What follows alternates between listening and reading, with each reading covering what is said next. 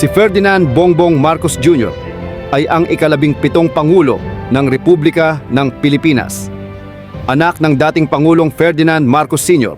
at isa sa pinakapinag-uusapang lider sa modernong kasaysayan ng bansa. Pero bukod sa politika, may isang aspeto ng kanyang personalidad na bihirang talakayin, ang kanyang estilo at panlasa sa luxury watches.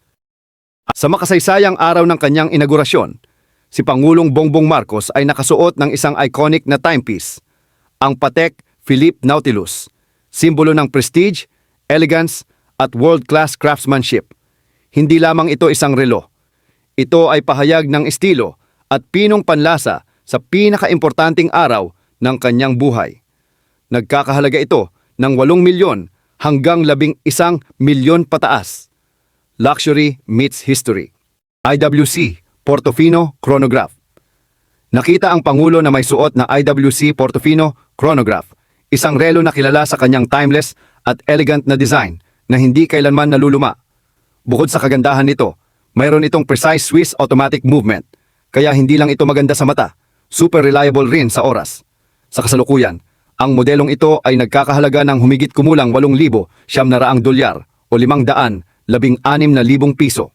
Meron din ang Pangulo ng Pilot's Automatic Top Gun na pinagsasama ang precision Swiss movement at matibay na ceramic case. Kaya hindi lang ito elegante, kundi sobrang durable rin.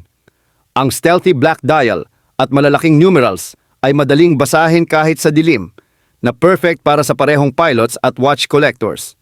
Nagkakahalaga ng humigit kumulang 7,000 dolyar o 500,000 piso. Bukod sa IWC, may koleksyon din si Bongbong Marcos ng mga prestihiyosong Rolex.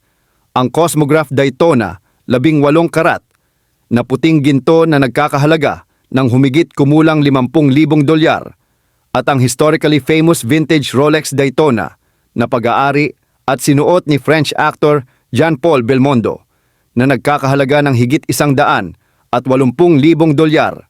Kasunod ay ang Vacheron Constantin Patrimony ni Bongbong Marcos. Ipinapakita ng relo na ito ang dalisay at hindi matatawarang understated na estilo ng Vacheron Constantin. Sa time-only na bersyon nito, ang Patrimony ay itinuturing na perpektong halimbawa ng klasikong relo. Simple, elegante, at walang kupas sa panahon.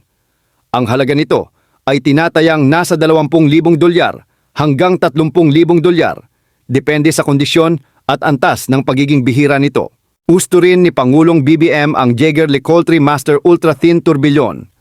Natatangi ang relo na ito dahil sa pagsasanib ng ultra thin at eleganteng disenyo ng Master Collection at ng komplikadong tourbillon mechanism. Isang horological masterpiece na idinisenyo upang bawasan ang epekto ng gravity sa escapement at makapaghatid ng mas mataas na antas ng presisyon at katumpakan. Ang halaga nito ay tinatayang nasa 60,000 dolyar hanggang 100 at 10,000 dolyar, depende sa bersyon, kondisyon at pagiging bihira ng modelo. Ang Patek Philippe Calatrava Pilot Travel Time White Gold ay isang tunay na espesyal na relo dahil pinagsasama nito ang klasikong Calatrava elegance ng Patek Philippe at ang Travel Time Dual Time Complication na nagpapakita ng oras sa dalawang time zone ng sabay. Perpekto para sa mga madalas maglakbay. Nagkakahalaga ito ng humigit kumulang 20,000 dolyar hanggang 30,000 dolyar.